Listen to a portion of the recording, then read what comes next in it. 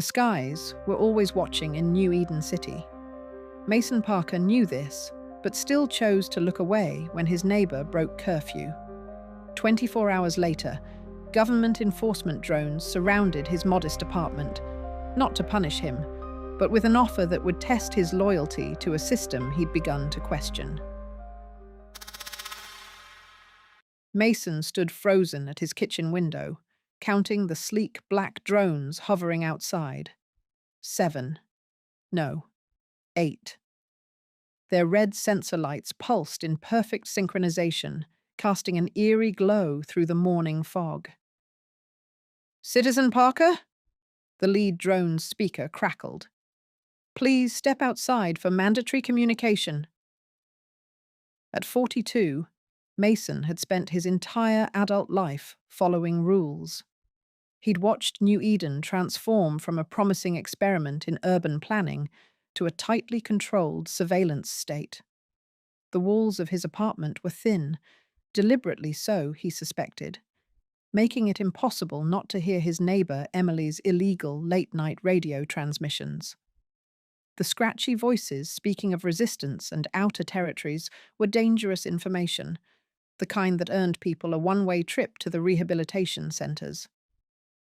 When he'd heard Emily's door close at 2:37 a.m., well past the 10 p.m. curfew, Mason should have reported it immediately through his mandatory Citizen Watch app. That's what good citizens did. Instead, he'd silenced the automated alert and gone back to sleep. Now these drones were here. Someone else must have reported her. Or worse, the system had detected his failure to report. Mason smoothed down his regulation grey technician's uniform and stepped outside onto his tiny balcony. The drones adjusted their formation, creating a perfect semicircle around him. "Citizen Parker," the lead drone repeated. "Our records indicate you failed to report a curfew violation at approximately 02:37 hours yesterday morning. Please confirm." Mason swallowed hard. Lying would only make things worse. "That is correct. Please provide reason for non-compliance." The correct answer was to apologize profusely and promise better vigilance. Claim he'd been asleep and hadn't heard anything. But something about Emily's determined face when she'd slipped back into the building had stayed with him. She hadn't looked like a criminal. She'd looked like someone with purpose, something Mason hadn't felt in years. "I dot." Mason hesitated. "I didn't think it was significant enough to report." The drones hovered silently for several seconds, processing his response. Mason's heart pounded in his chest. Below, he noticed neighbors peering cautiously from behind curtains, watching, always watching. "Citizen Parker," the drone finally responded. "Your technical expertise has been noted in your profile. The Department of Civic Harmony requires your specialized skills. Please prepare for transport." This wasn't what Mason had expected. Not punishment, but recruitment. Before he could process this information, a larger transport drone descended from above the fog layer, its side panel sliding open to reveal a compartment just large enough for one person. "Where are you taking me?" Mason asked, his voice steadier than he felt. "To the Central Authority Complex. Director Hayes will explain further." Mason had only seen the complex from a distance, a gleaming tower at the center of New Eden, where the city's policies and surveillance systems were managed. Regular citizens were never invited inside. As Mason stepped into the transport drone, he caught a glimpse of Emily watching from her window. Her face showed neither surprise nor fear, only a strange look of validation, as if she'd been waiting for this moment. She gave him an almost imperceptible nod before disappearing back behind her curtain. The drone's door sealed with a pneumatic hiss, and Mason felt his stomach lurch as they rose rapidly above the residential blocks. Through the small view screen, New Eden stretched below him, neat, concentric circles of identical housing units surrounding the central complex. Beyond the city's boundaries, he could see the barren wastelands where resources had been depleted decades ago during the resource wars. What Mason didn't know, as the drone carried him toward the complex, was that his small act of silence, his failure to report his neighbor, had just placed him at the center of a conflict that had been brewing beneath New Eden's seemingly perfect surface for years. The transport drone descended onto a landing pad atop the central complex. As Mason stepped out, the contrast with his residential block was stark. Here, everything gleamed with polished efficiency. Two uniformed guards escorted him through security scanners and into an elevator that plunged downward far deeper than he'd expected. "Sub-level 17, announced the elevator's smooth voice. "Restricted access." The doors opened onto a corridor lined with laboratories and workstations. People in white uniforms moved purposefully between rooms, carrying tablets and equipment. None of them looked up as Mason was led past. "In here," one guard instructed, gesturing toward an office door labeled Director Hayes, Technical Operations. The office was unexpectedly simple. Functional furniture, walls lined with screens displaying various parts of the city. A woman sat behind the desk, her silver hair cut in a severe style that matched her sharp eyes. She wore the black uniform of senior administration, with the gold insignia of the ruling council on her collar. "Citizen Parker," she said, studying him. "Do you know why you're here?" "Because I failed to report my neighbor," Mason replied. "No," Director Hayes said, her voice surprisingly gentle. "You're here because you demonstrated independent judgment, a rare quality these days." Mason remained silent, uncertain if this was some kind of trap. "The system flagged your non-reporting," she continued. "When we reviewed your profile, we found something interesting. You've maintained perfect compliance for 23 years, yet your psychological evaluations consistently show high creativity and problem-solving capabilities, traits we typically suppress in the general population. But occasionally, we need people who can think outside our carefully constructed parameters." She turned one of her screens toward him. It showed a complex network diagram, nodes pulsing with data. "This is New Eden's central environmental control system. Someone has been interfering with it. Subtle manipulations that have gone undetected for months. We've traced the intrusions to your residential block, but our standard protocols haven't identified the source." Mason studied the diagram, his technician's mind automatically analyzing the patterns. "These aren't random intrusions. This is systematic remapping of the atmospheric filtration algorithms." Director Hayes smiled slightly. "Exactly. Someone is attempting to override our weather control protocols. The Dark Sky Protocol, to be specific." The name sent a chill through Mason. Everyone knew about the Dark Sky Protocol, the emergency measure that could envelop New Eden in a photoreactive haze, supposedly to protect against solar radiation. It had only been activated once in Mason's lifetime, during his childhood. He still remembered those weeks of artificial darkness, when the sun became just a dim orb, barely visible through the thick chemical clouds. "We believe your neighbor, Citizen Emily Chen, is part of a resistance movement attempting to prevent the protocol's activation," Hayes continued. "We need you to gain her trust, find her collaborators, and help us secure the system." "You want me to spy on her?" Mason asked, unable to keep the surprise from his voice. "We want you to protect New Eden," Hayes corrected. "The Council has determined that conditions necessitate the protocol's activation within the next 72 hours.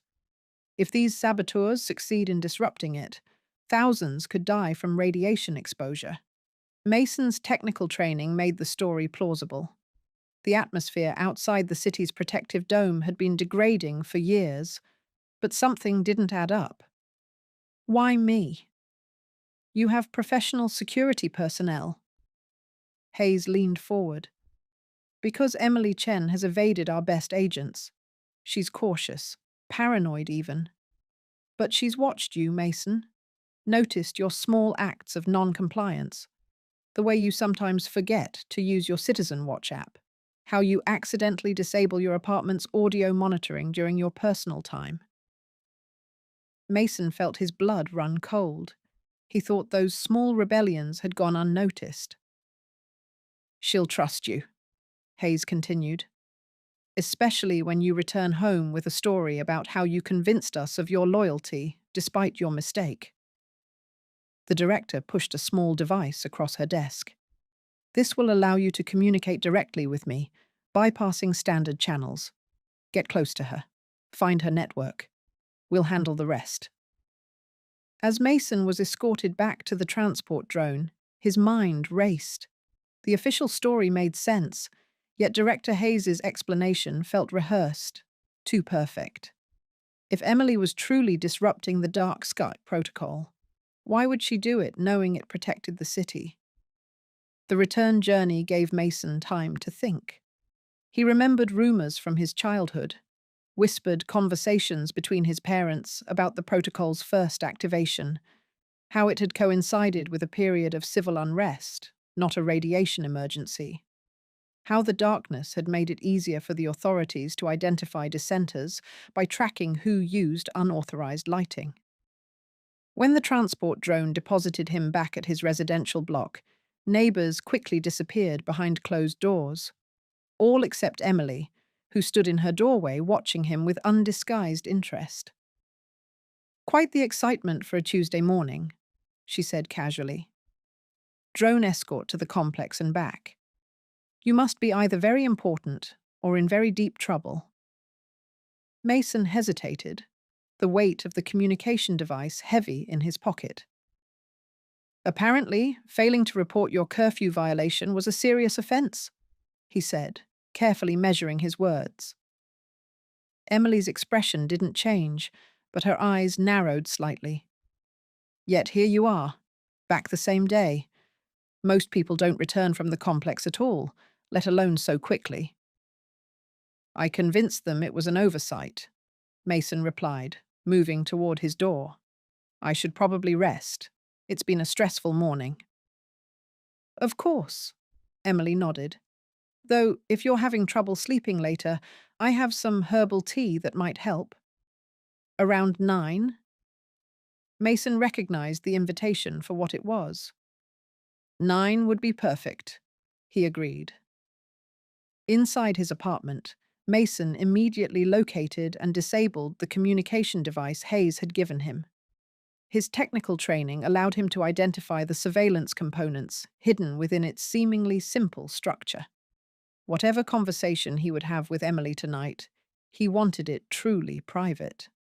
As the day progressed, automated announcements began broadcasting throughout the city, warning of increased solar radiation and advising citizens to prepare for a potential dark sky protocol activation.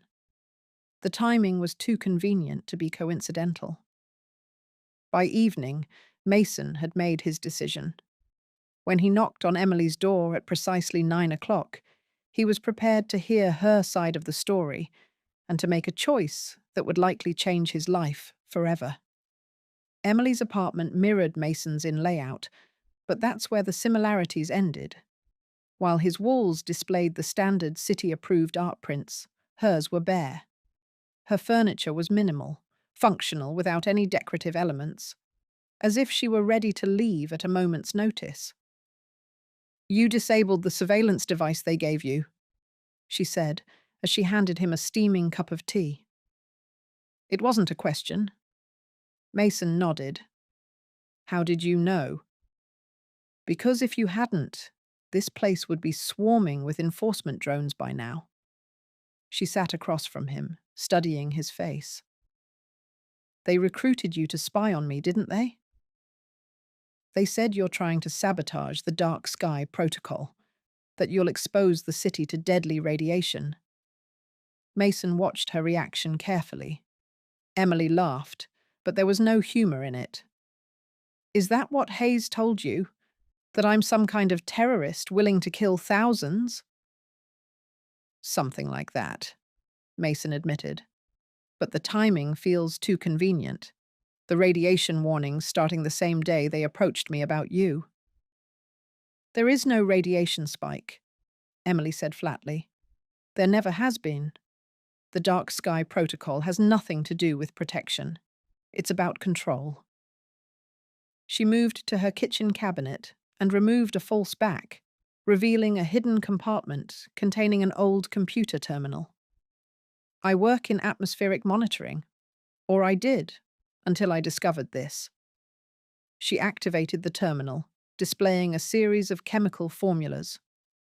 The protective haze the protocol creates contains compounds that do more than block light. They're designed to increase compliance, reduce resistance, literally change how people think. Mason's scientific background allowed him to recognize the molecular structures, compounds that could affect neurochemistry delivered through respiration. Mind control, he whispered, on the entire city. The first activation was an experiment, Emily continued, successful enough that they've refined the formula. This activation will be permanent, Mason. The Council has decided that maintaining perfect order requires more than surveillance and enforcement. The pieces fell into place. The timing, Hayes's interest in him, the urgency of finding Emily before the protocol activated. I've been modifying the filtration algorithms, Emily confirmed. Not to prevent the protocol, but to alter the chemical compound it releases, to make it inert. Mason's mind raced. If she was telling the truth, this went beyond simple oppression into something far more sinister. But if she was wrong, disabling the protocol could potentially expose the city to actual danger. How do I know you're telling the truth? He asked. Emily pointed to a small scar behind her ear. Sub-level 19 of the complex. That's where they develop the compounds. I worked there for 3 years before discovering what they were really doing. When I tried to access the original formulas, they tried to recondition me. She pulled out a small drive. This contains everything. The original environmental data, proving there's no radiation threat. The psychological research behind the compliance compounds. The Council's authorization for permanent atmospheric alteration. Hayes said you have a network, collaborators. There are others, Emily acknowledged, but I wouldn't expose them even to you, especially not yet. What do you want from me? Mason asked, though he suspected he already knew. You have access to technical systems I don't. The algorithmic changes I've made will be discovered soon. I need someone who can implement the final modifications from inside the system. She held his gaze. I need you to return to the complex tomorrow, accept Hayes's offer, and upload this modified code to the atmospheric control system. The request was enormous, treason by any definition in New Eden. If he were caught, rehabilitation would be the best outcome he could hope for. Yet the alternative, an entire city permanently drugged into compliance, was unthinkable. If I do this, Mason said slowly, there's no going back to my old life. Emily nodded. There's a network outside the city. People who've escaped, who are building something different. If we succeed, we can reach them. I'll do it, he said finally.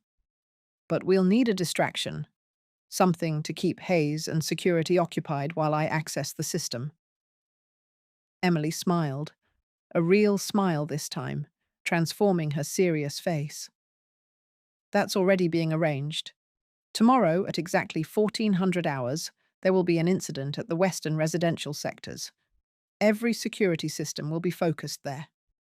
As Mason returned to his apartment that night, the weight of his decision pressed on him. The regular announcements continued, warning citizens to prepare for the protocol's activation for their protection. Each broadcast reinforced his resolve. What he didn't know was that Director Hayes had anticipated Emily's recruitment attempt. The security device Mason had disabled contained a secondary tracker, one his technical expertise hadn't detected. While he couldn't be heard, he could still be followed. The morning announcements reported increasing radiation levels, urging citizens to remain indoors in preparation for the protocol's activation. Mason watched his neighbors hurry to work with faces more anxious than usual, wondering how many of them suspected the truth, that the real threat came from within their perfect city, not from the skies above. Director Hayes contacted him through his apartment's communication system, her voice betraying no suspicion. "Citizen Parker, we expect you at the complex by 1300 hours. Your security clearance has been arranged." "I'll be there," Mason confirmed. The small drive Emily had given him concealed in a hidden pocket he'd sewn into his uniform during the night. The journey to the complex felt different today.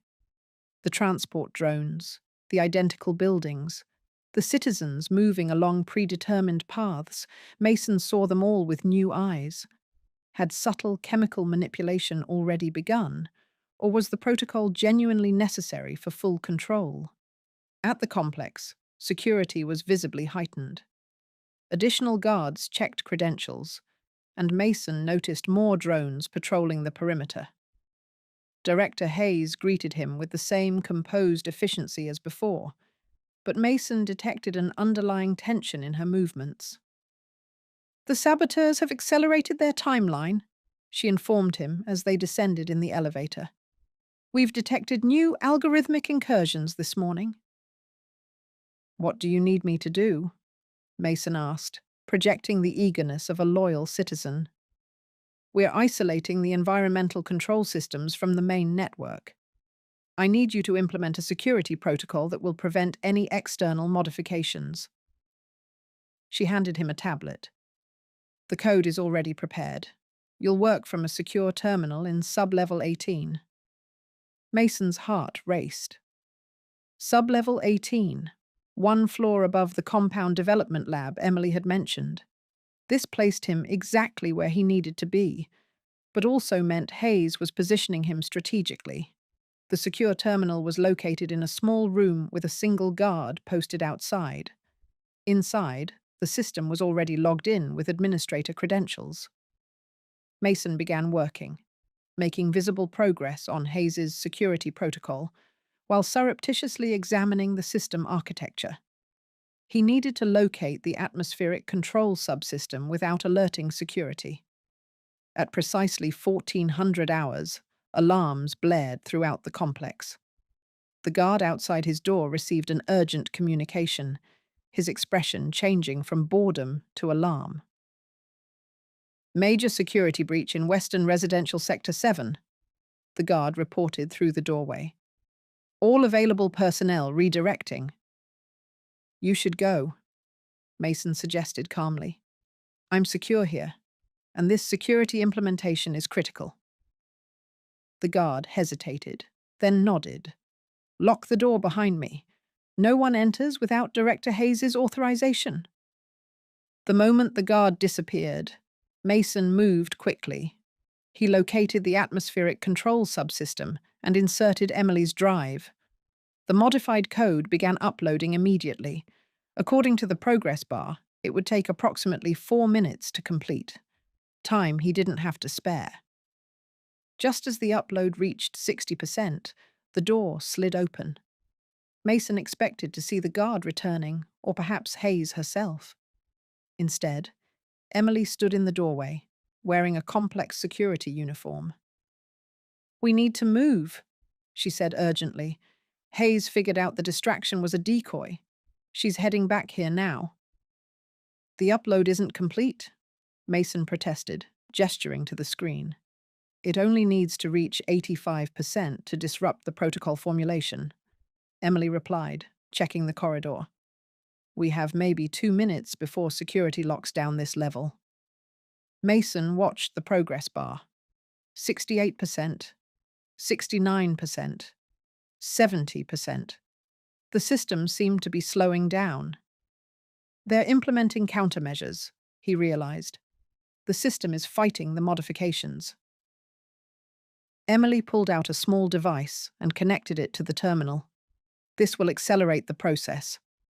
But we won't have time to remove evidence of our tampering. The progress bar jumped 79%, 83%, 87%. Mason disconnected the drive. That's enough, Emily said. We need to go, now. They moved into the corridor, just as distant shouting indicated security forces approaching. Emily led him to a service elevator Mason hadn't known existed. This leads to maintenance tunnels, she explained as they descended. From there, we can reach the city's water reclamation system, which passes outside the main barriers.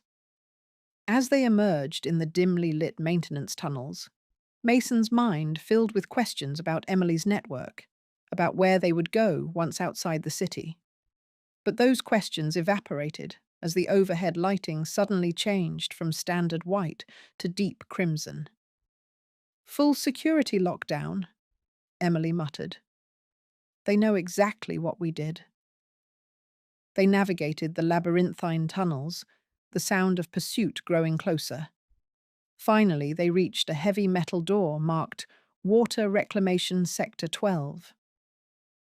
Through here, Emily directed, entering a complex code on the door's keypad. Once we're inside the water system, we follow the main pipe 3 kilometers west. There's an access point where the barrier is weakened. The door slid open, revealing Director Hayes and 4 security officers, weapons raised. Citizen Parker, Hayes said calmly. I'm disappointed, though not entirely surprised. Emily reached for something in her uniform, but the security officers moved faster, incapacitating her with a targeted stun pulse. She collapsed against Mason, who instinctively caught her. Careful with Citizen Chen, Hayes instructed as the officers took Emily from Mason's arms. She's more valuable conscious. Mason found himself being restrained, too numb with shock to resist. How did you know? He asked. Hayes approached him, her expression almost sympathetic. Because I was like you once, Mason. Idealistic. Believing I could make a difference. Willing to trust strangers with attractive stories of resistance and freedom. As Mason was led back through the tunnels, Hayes walked alongside him, her voice low and confidential. Emily told you the Dark Sky Protocol introduces compliance compounds, didn't she? That we're planning to chemically subjugate the population? Mason remained silent. She wasn't entirely wrong, Hayes admitted. The protocol does release compounds into the atmosphere, but not for control, Mason, for protection. They had reached an elevator different from any Mason had seen before. It required Hayes's biometric authentication and descended rapidly. Protection from what? Mason finally asked. From ourselves, Hayes replied, as the doors opened onto a vast chamber that appeared to be a medical facility. Rows of beds contained citizens in various states of agitation, some calling out, others fighting against restraints. Medical staff moved among them, administering treatments. What is this place? Mason whispered, horrified. Sub-level 25, where we treat the early cases. Hayes led him past the beds. 3 years ago, we detected a neurological anomaly in the water supply. By the time we identified it, over 40% of the population had been exposed. The effects begin with heightened paranoia, progress to violent tendencies, and eventually result in complete cognitive breakdown. Mason watched as a seemingly normal woman suddenly began screaming about invisible threats, requiring 4 staff members to restrain her. The compliance compounds, as Emily calls them, are actually neuroinhibitors that suppress the anomaly's progression, Hayes continued. The original formula worked temporarily, but the effect diminishes over time. The new protocol will deliver a permanent solution. And Emily? Is she infected? Hayes nodded. Advanced stages. Her paranoia has constructed an elaborate conspiracy theory. The resistance network she mentioned likely doesn't exist, at least not as she described it. Mason felt the ground shifting beneath him. Everything he'd believed over the past 24 hours suddenly seemed uncertain. Why recruit me then? Why not just arrest her? Because we needed to confirm how far the algorithmic sabotage had progressed, Hayes explained. And because I hoped you might be able to reach her in a way we couldn't. Your technical skills were valuable, but your empathy was what I really needed. They entered a smaller room where Emily was being examined by medical staff. She was conscious now, eyes blazing with anger. "Don't listen to her, Mason," Emily shouted. "This is exactly what I warned you about. They'll say anything to maintain control." Hayes sighed. The paranoia makes them unable to recognize their own condition. She genuinely believes everything she's told you. Mason looked between the 2 women, Hayes with her calm certainty, Emily with her desperate conviction. Both stories made sense. Both explained the facts. How could he determine which was true? The algorithmic changes, he said slowly. What would they actually have done? Rendered the neuroinhibitor ineffective, Hayes replied, dooming the affected population to eventual cognitive collapse. She's lying. Emily struggled against her restraints. Mason, the access code for the drive is 7729-alpha. Check the primary file yourself. Minutes later, Mason examined Emily's code on a provided terminal. His expertise allowed him to recognize the pattern manipulations, and what he saw confirmed Hayes's explanation. The modifications would indeed have neutralized specific neurochemical compounds. But as he continued examining the code, something caught his attention. A secondary function hidden within the primary modifications. It wasn't just neutralizing compounds. It was selectively targeting some while preserving others. The pattern was too sophisticated for someone suffering from cognitive deterioration. Mason glanced at Emily, whose pleading expression had given way to a subtle determination as she watched him work. Their eyes met, and he saw something there. Not madness, but clarity.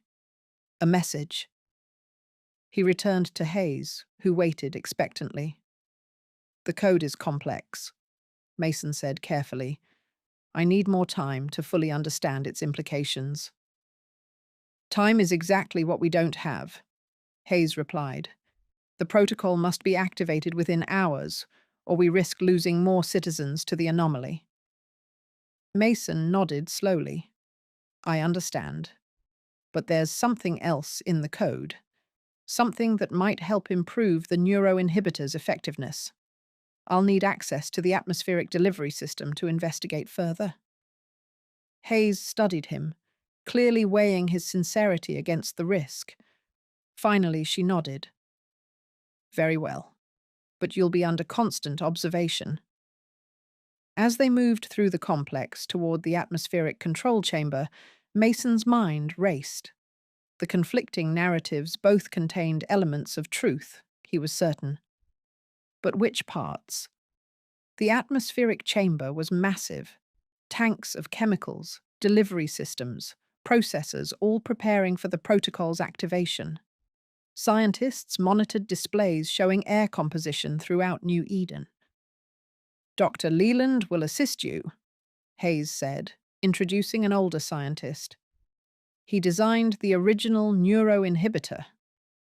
As Mason began examining the systems with Leland, he carefully probed for information. These compounds, he pointed to a formula on the doctor's tablet. They affect more than just the anomaly. Leland lowered his voice. The Council believes a comprehensive approach is necessary. The primary threat is neurological, yes, but social cohesion requires additional support. Support, Mason repeated. You mean control?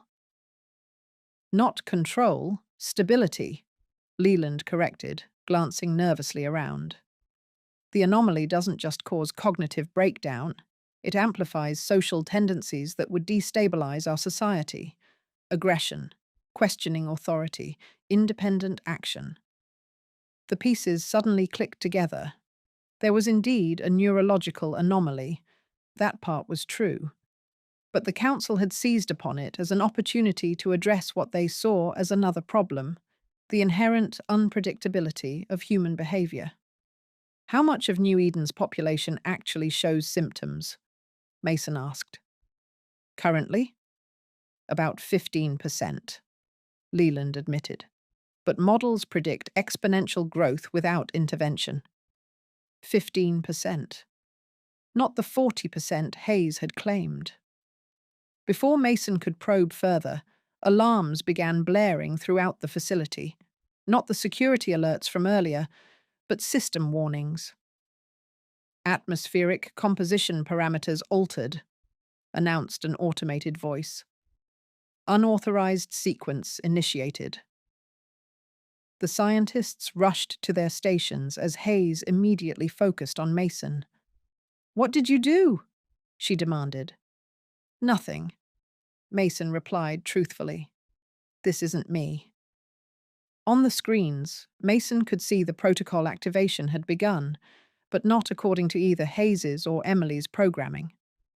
A third party had introduced new parameters. "Lock down all systems," Hayes ordered. "Override code Sigma 917.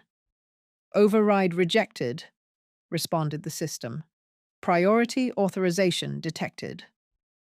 Hayes stared at the screens in disbelief. "That's impossible. Only the Council has priority authorization." Behind them, Dr. Leland stepped forward.